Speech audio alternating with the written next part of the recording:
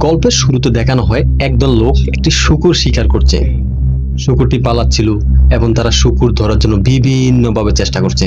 তখন শূকরটি পা একটি দড়িতে আটকে যায়, যেটি তারা আগেই বাঁধ হিসেবে লাগিয়ে রেখেছিল। আসলে তারা এই ধরনের বাঁধ প্রায় জঙ্গলে লাগিয়ে রাখতো। তো যেই মাত্র শূকরটি পা দড়িতে আটকায়, সামনে থেকে একটি বড় ধারালো কাঠের টুকরো লাগানো ছিল, সেটি সেই শূকরের পেটে এসে ঢুকে যায়। শূকরটি মারা যায়। তারপর তারা শিকারটি কেটে টুকরো করে সবাইকে ভাগ করে দেয়। তো তারা শূকরটি কাটতেছিল। সিনেমার নায়ক মানে জাগুয়ার পাও, তার মনে হচ্ছিল যে পিছন থেকে কেউ আসছে। সে দাঁড়িয়ে যায় এবং সেদিকে জঙ্গলের দিকে তাকায়। তখন সে একটি লোক দেখতে পায়। তখন তাকে জিজ্ঞেস করে যে তুমি কি চাও। তখনই সেখান থেকে কিছু আদিবাসী বেরিয়ে আসে এবং 4টি মাছ তাদের সামনে রেখে দেয় এবং বলে যে আমরা শুধু এখান দিয়ে যেতে চাই। তারা 4টি বড় মাছ তুলে নেয় এবং পরিবর্তে তাদের কিছু শূকরের মাংস দেয় এবং বলে যে তোমরা এখান দিয়ে যেতে পারো।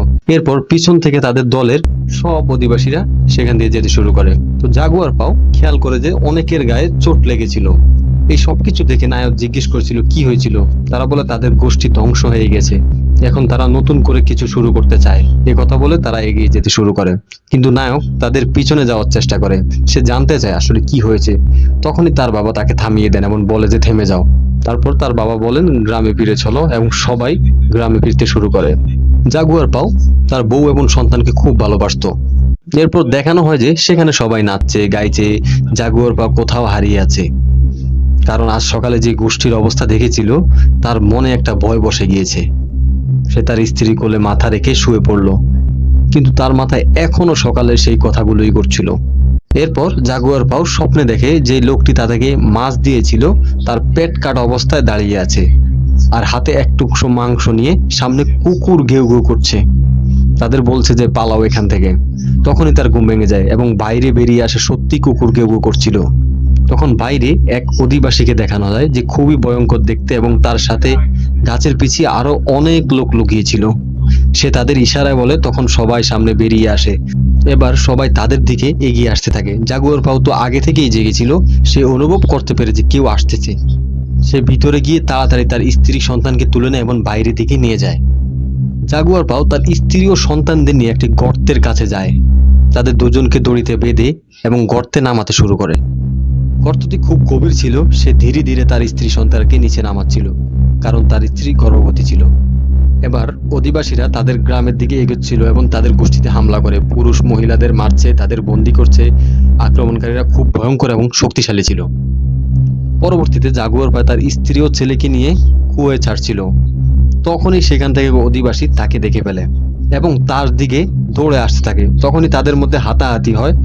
সে তার পায়ে একটা লাথি মেরে সেই লোকটিকে কুয়োয় পড়তে যাচ্ছিল, তখনই পা ধরে ফেলে। এবার যে লোকটির নিচে ঝুলছিল সে দেখে যে নিচে এক মহিলা এবং বাচ্চা রয়েছে। অন্য কেউ দেখে ফেলার আগে জাগুয়ার পাও তাকে মেরে ফেলে।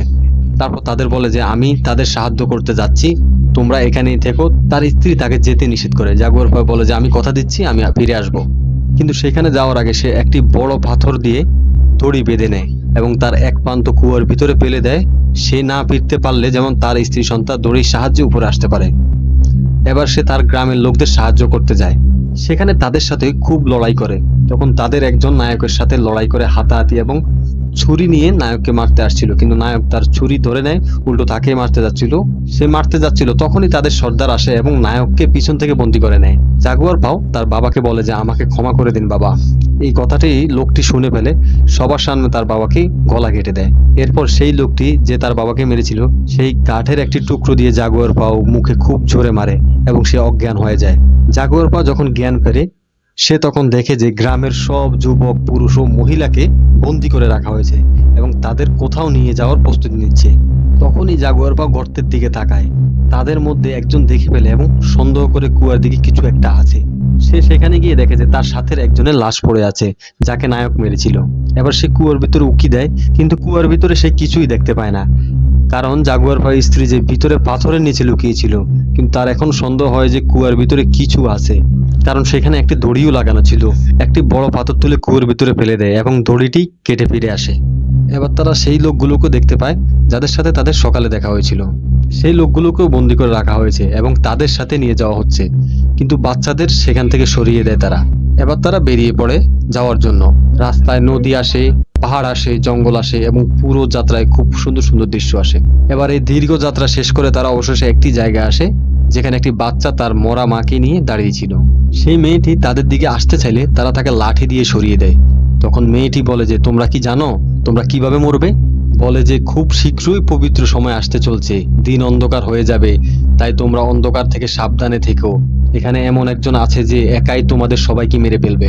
এরপর তারা এগিয়ে যায় এবং দেখে যেখানে তাদের মতো হাজার হাজার লোক বন্দী আছে। তারা সেখানে কাজ করছে, তাদের অবস্থা খুবই খারাপ, কেউ রক্ত বমি করছে, কিন্তু তারা তাদের এগিয়ে নিয়ে যায়। এই গ্রামেও সব মজুর ও বন্দী লোক ছিল। এবার তাদের এক মঞ্চে নিয়ে যাওয়া হয় এবং তাদের পুরো শরীরে নীল রঙের পেইন্ট লাগানো হয়। গোষ্ঠীর সর্দাররা তাদেরকে স্বাগত জানায় যে তাদের সবাইকে এখানে বন্দি করে নিয়ে এসেছে, অর্থাৎ বোঝাই যায় এই লোকগুলো তাদের এখানে ধরে নিয়ে এসে বিক্রি করে দেয়। এবার তারা তাদের মধ্য থেকে সব মহিলাকে দাঁড় করিয়ে তাদের নিলামে বিক্রি করে দেয়। এরপর যত বন্দি পুরুষ ছিল তারা তাদের সেখান থেকে এক জায়গায় নিয়ে যায়। সেখানে খুব ভিড় ছিল এবং ঢাক ঢোল বাজছিল আর মানুষের গলা কেটে তাদের বলি দেওয়া হচ্ছিল। তারা মানুষের বলি দিয়ে ভগবানকে খুশি করার কথা বলছিল।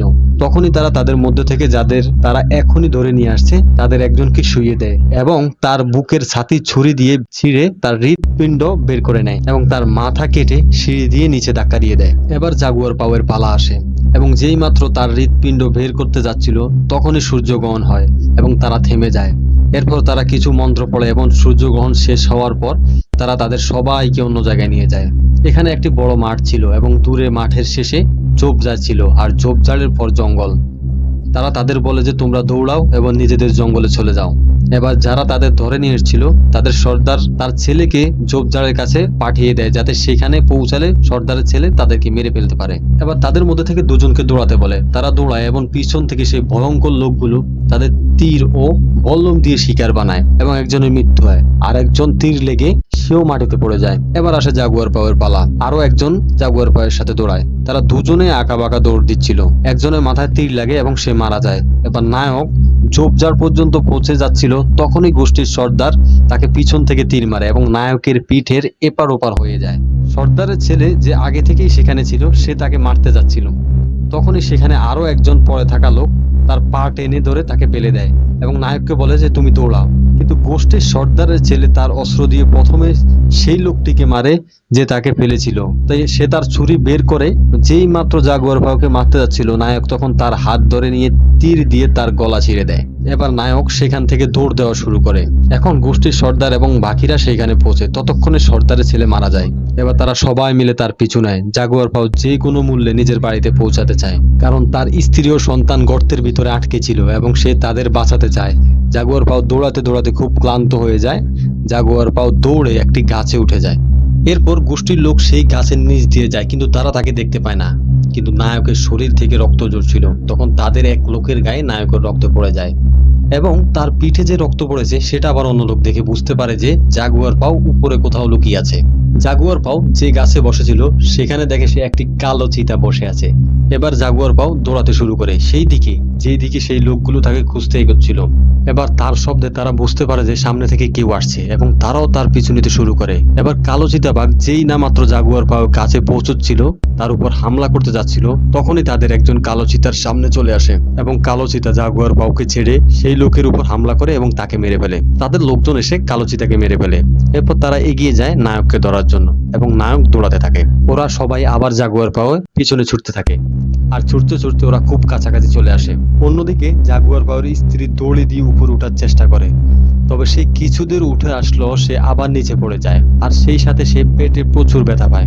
এদিকে জাগুয়ার পাও তার স্ত্রী সন্তানের কথা চিন্তা করতে শুরু করেন। জাগুয়ার পাও দৌড়ে গর্তের কাছে চলে আসে এবং দেখতে পায় যে তার স্ত্রী সন্তান অনেক কষ্ট পাচ্ছে। তার স্ত্রী তাকে বলে যে আমাদের এখান থেকে বাঁচিয়ে নাও, কিন্তু জাগুয়ার পাও দেখতে পায় তার পিছনে আরো দুজন এগিয়ে আসছে। তাই সে তার স্ত্রী সন্তানকে বাঁচাতে এখান থেকে দৌড় দেয়। সেই দুজন গর্তের মধ্যে তার স্ত্রী সন্তানকে এসে দেখতে পেল তাদের না মেরে জাগুয়ার পাওয়ের পিছে দৌড়ে যায়। এদিকে জাগুয়ার দৌড়াতে দৌড়াতে সর্দারের সামনে এসে পড়ে।